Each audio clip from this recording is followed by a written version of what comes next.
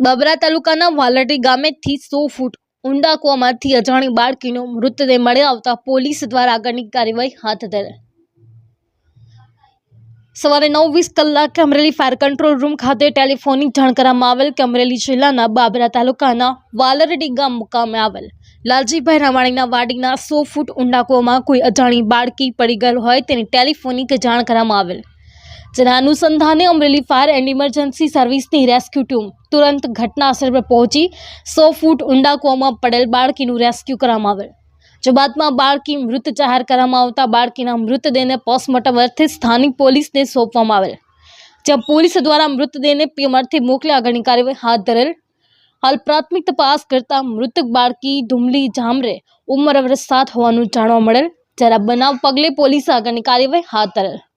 મૌલિક દોશી, જે ન્યૂઝ, અમરેલી।